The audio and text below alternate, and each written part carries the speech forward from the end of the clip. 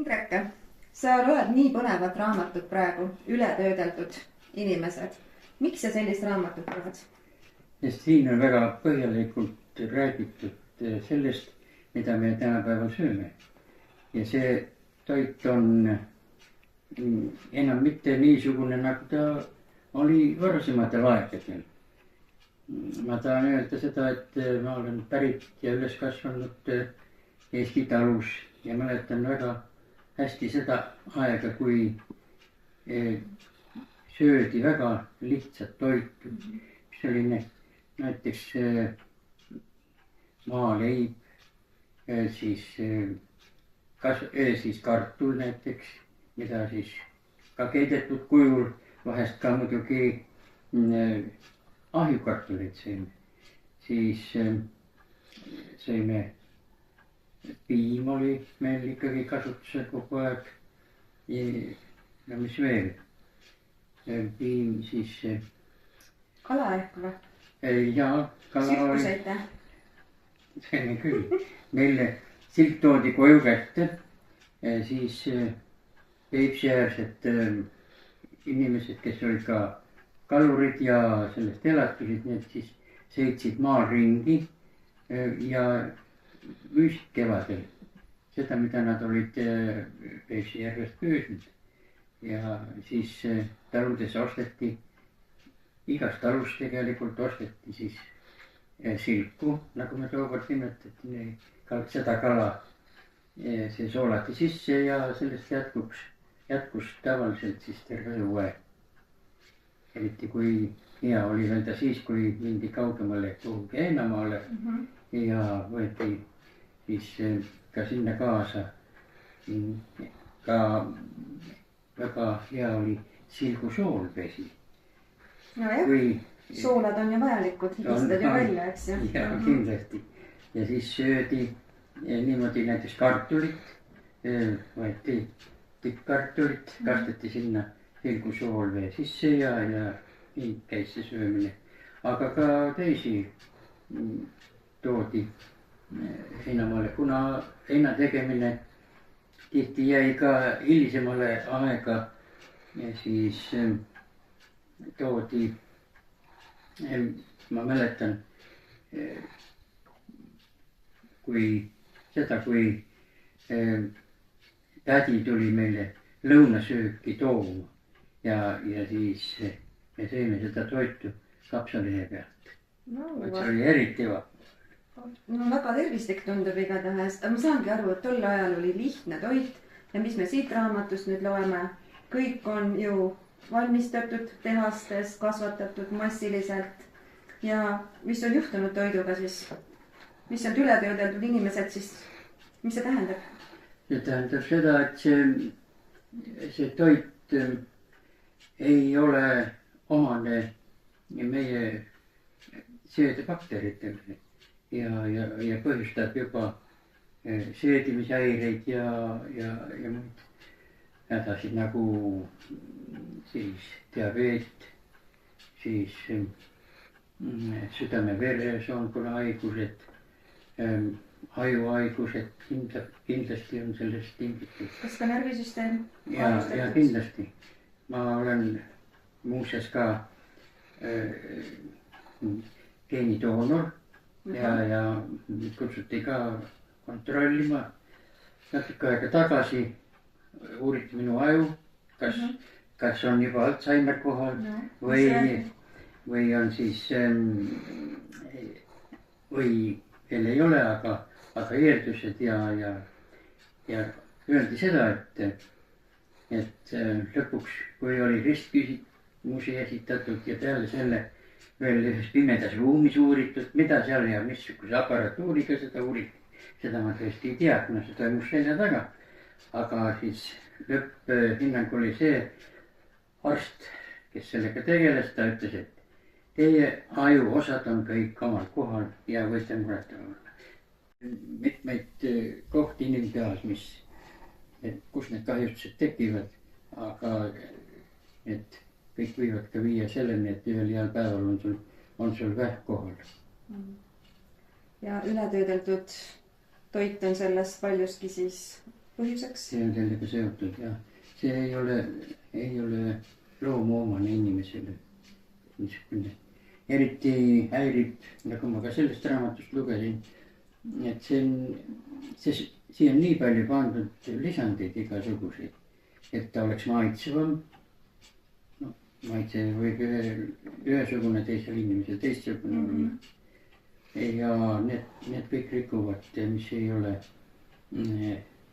seedbakteritele vastuvõetavad. Ei ole harjunud, ei ole loomuomased, loomulikud.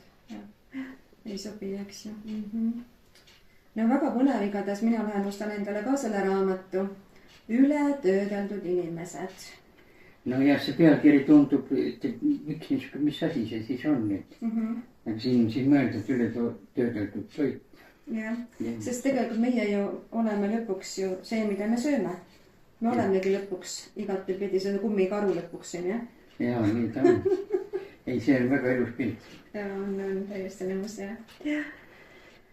Aga mis siis sina teed oma igapäevastes toimetustes, et sa ei oleks siis ületöödeldud inimene? Kas sul on mingid tavad, mis sa oled teinud selleks, et sa saaksid olla tasakaalus?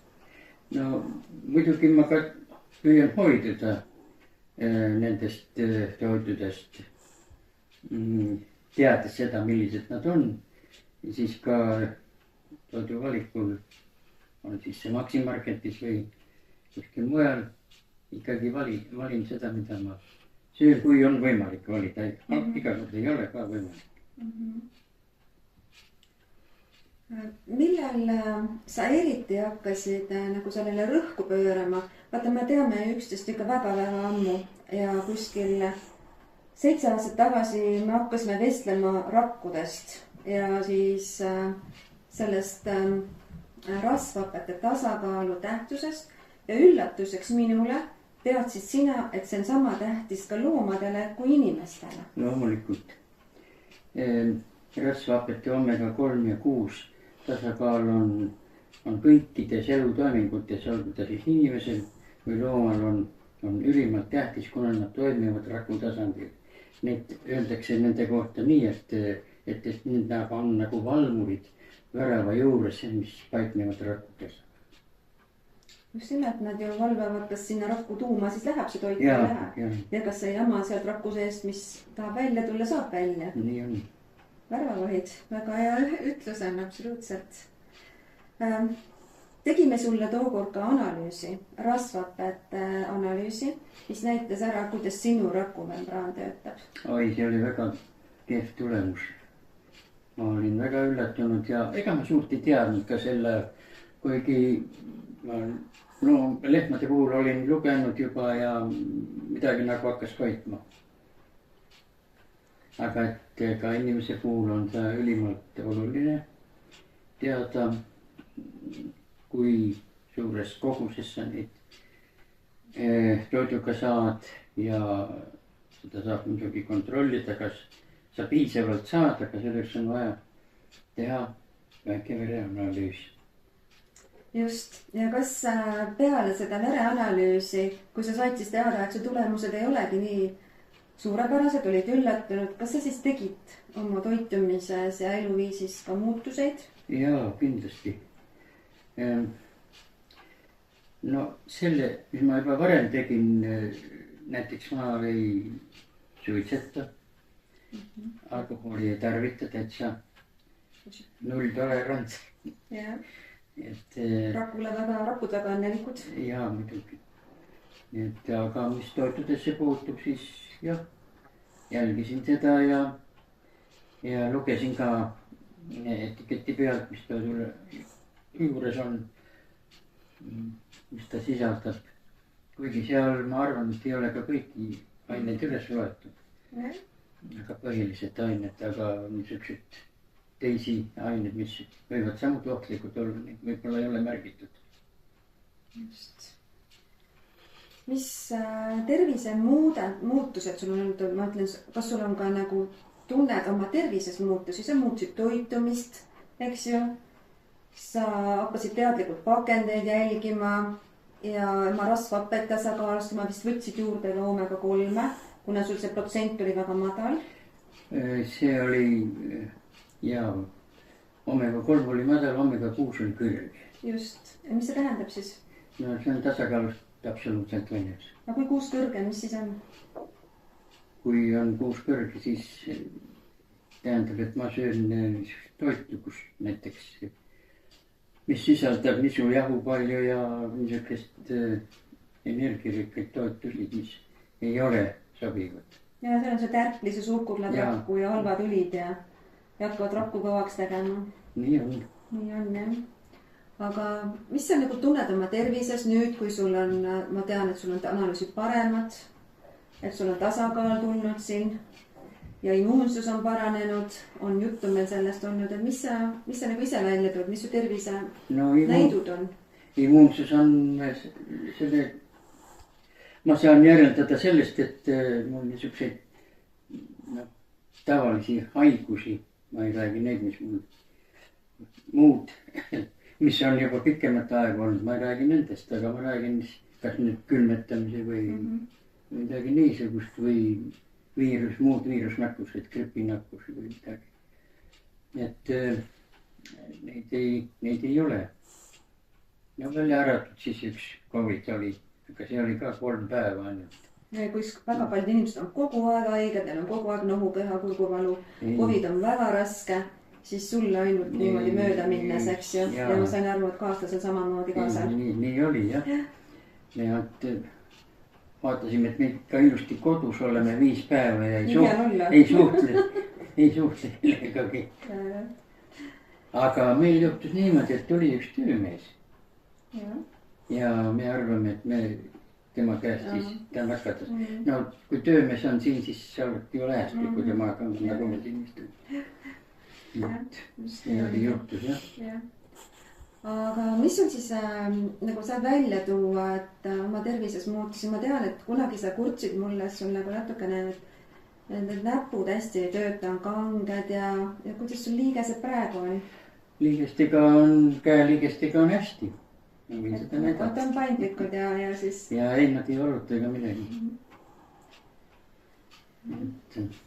ja mis on sul veel midagi, mis on nagu enesetundes, et haige pole enam olnud, meel on rõõmus ja sa ju kirjutad raamatuid veel ja sul see Alzheimer ikka mitte kuskilt pidi vist ei tule praegu veel. no ma ikka küsin oma kaasa käest, et ütle mulle siis, kui midagi ei juhtu. et asi ei ole paigas, et oled. just. ja aga südame-veresoon ka, sul ei ole üldse mingisuguseid selliseid? ei no südame ikka on. ja on, vererõhk on kõrgem eluaegne, niisugune häda. see on meil suguvõsas ka laiemas. aga ta on stabiilselt sul kõrge, et ta ei lähe liiga? ei liiga ei lähe. see on niisuguste vanainimese normide piiri seal praegu. no selge, jah. kuule, aga ma näen, et sul on veel siin raamatuid, ma näen, et sa oled siin päris kõvasti ka ingliskeelset kirjandust, doktor Paul Clayton on siin ühtepidi ja Out of Sapphire ja eesti keeles doktor Paul Clayton. miks sa doktor Paul Claytoni raamatuid loed? see on, ma loen sellepärast, et ta räägib ära, mis on inimesega juhtunud. ta võrdleb neid andmeid siis Inglismaa kuidas see nüüd on? Victoria-aegsete aegadega jah. et mismoodi seal söödi. eks meil oli samamoodi, ega taludes oli ju samasugune toit kui sealgi, seal maal üle-eelmisel sajandil.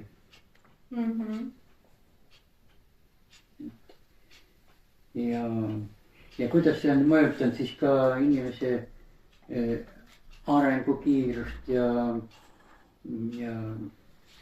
ka siin on rõhutatud, et niisugused toidud ei ole soovitavad süüa. jah.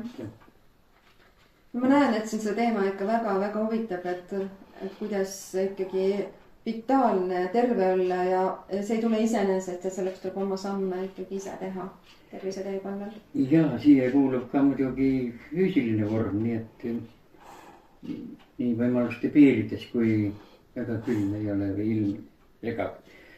ma ikka püüan iga päev ka väljas käia. no väga mõistlik.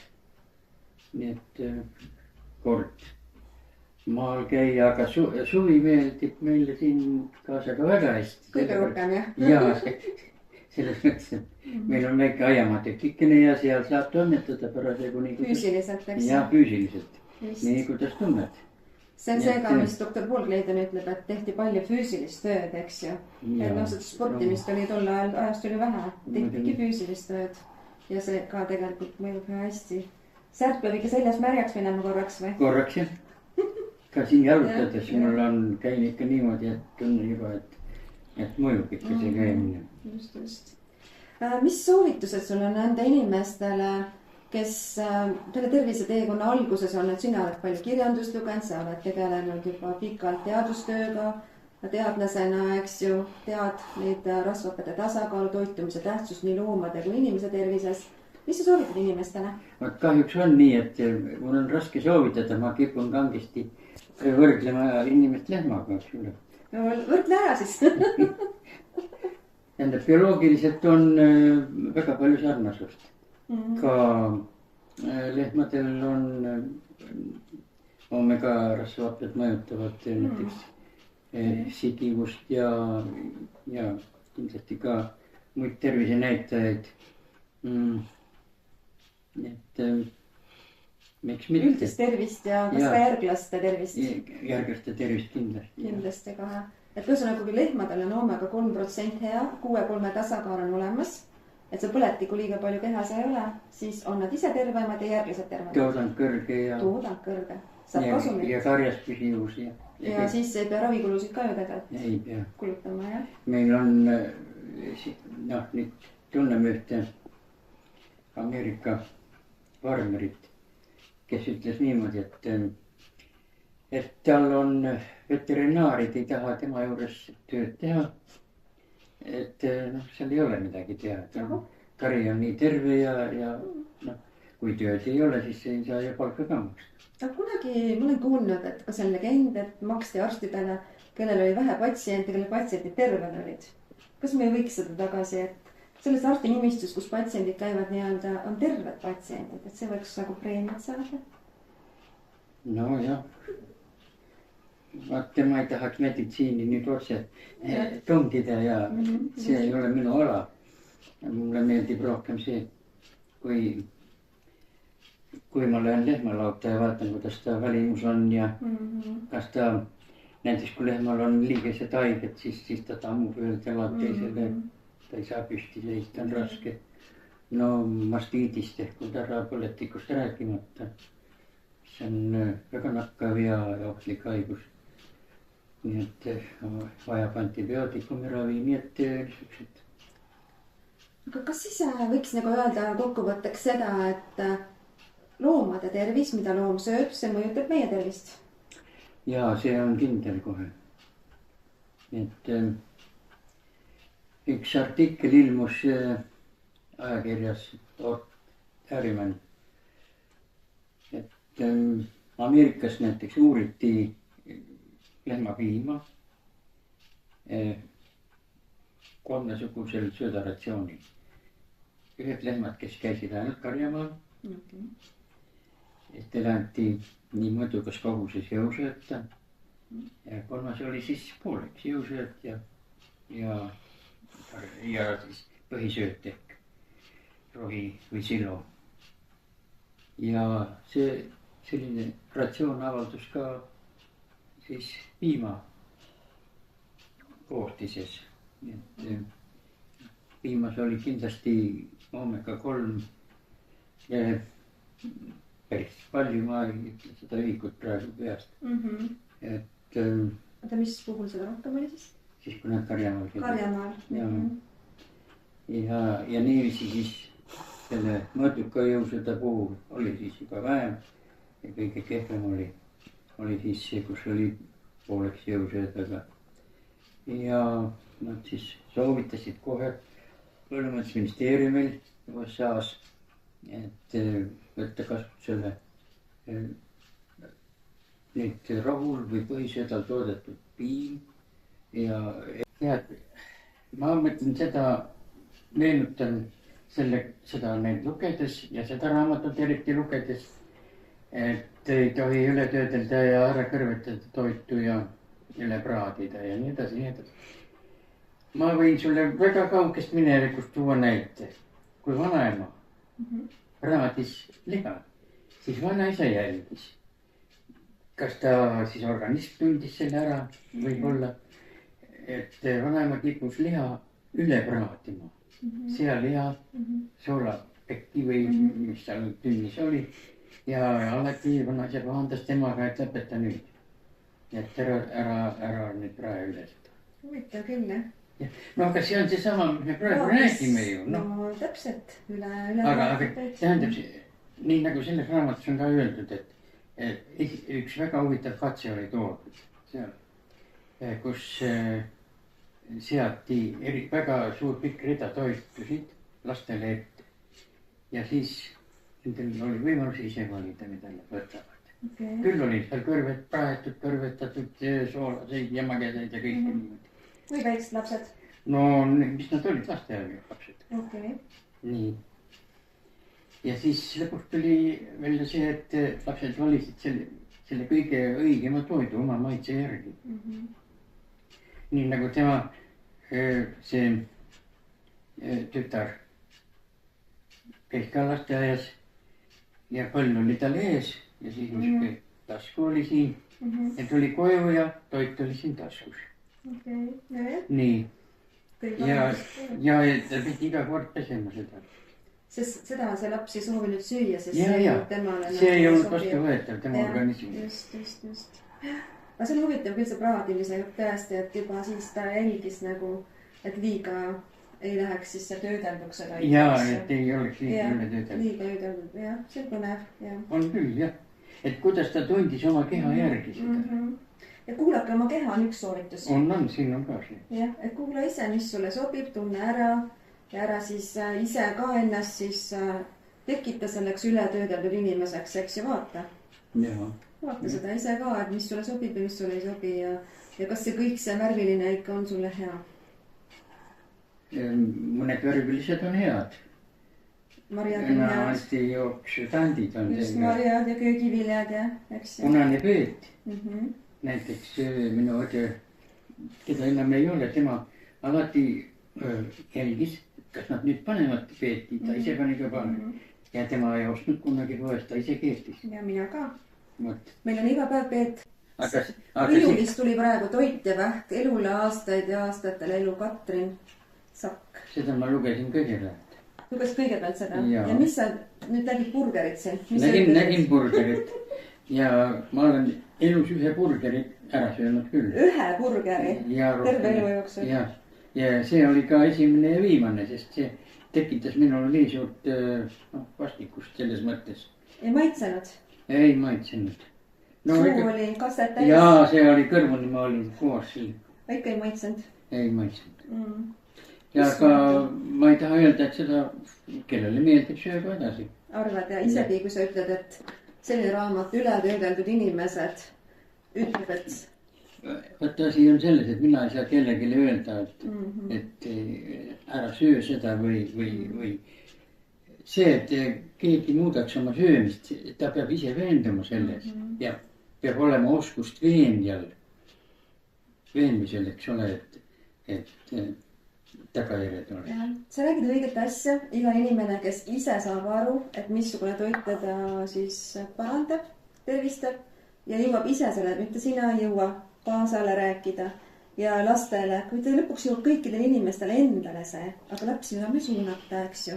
Aga kuulge, üks burger elu jooksul. No, ta teab ka, ta võib kinnitada seda. On jah? Ma olen küll söönud. Uskumata.